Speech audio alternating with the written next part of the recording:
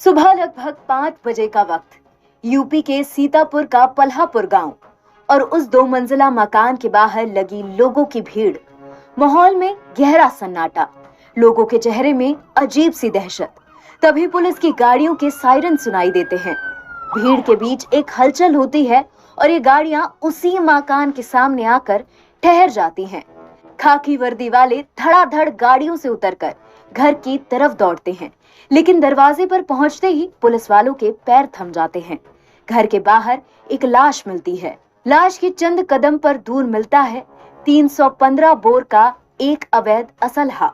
कुछ पुलिस वाले घर के अंदर दाखिल होते हैं तो उनकी आंखें फटी की फटी रह जाती हैं। आंगन में 3 बच्चे खून से लथपथ पड़े मिलते हैं।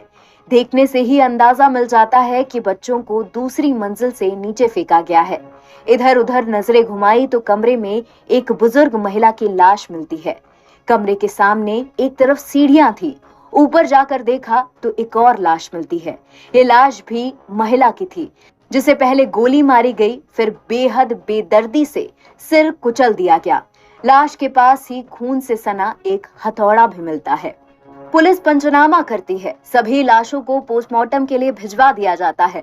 घर के बाहर जमा लोगों के बीच सुखबुकाहट थी, लेकिन खुलकर कोई नहीं बोल रहा था। आखिर किसने एक ही परिवार के इन 6 लोगों की जान ली? 3 मासूम बच्चों को बेरहमी से छत से फेंक दिया। किसने मारा? आखिर वो कौन था जिसने छत पर सोई महिला को गोली मारने के बाद उसका सिर हथौड़े से कुचल दिया? घर के बाहर मिली लाश के पास एक अवैध असलहा किसका था? क्या उसी असलहे से हत्याकांड को अंजाम दिया गया? सवाल बहुत थे, लेकिन जब तफ्तीश हुई तो इस हत्याकांड की हैरान कर देने वाली वजह सामने आई। ये परिवार अनुराग सिंह का है, जिसकी लाश पुलिस को घर के बाहर मिली। उसी ने गोली मारकर अपनी मां और पत्नी की जान ली थी। तीनों बच्चों को उसी ने छत से फेंका था।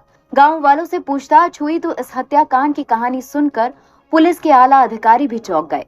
घर में किसी तरह का कोई आर्थिक समस्या नहीं थी। अनुराग के पास 100 बीघा के खेत थे। पत्नी लखनऊ में एक इंश्योरेंस कंपनी में अच्छी नौकरी करती थी। 3 बच्चों के साथ हंसता खेलता परिवार था। पिता का निधन हो चुका था। मां अनुराग के साथ ही रहती थी। तो फिर क्यों अनुराग अपनों का हत्यारा बन गया? गांव वालों के मुताबिक पिछले 3 महीनों से अनुराग को शराब की लत लग गई थी। शराब की वजह से उसने खेत पर ध्यान देना छोड़ दिया था।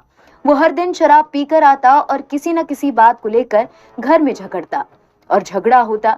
शराब की वजह से उसका स्वभाव काफी उग्र होने लगा था।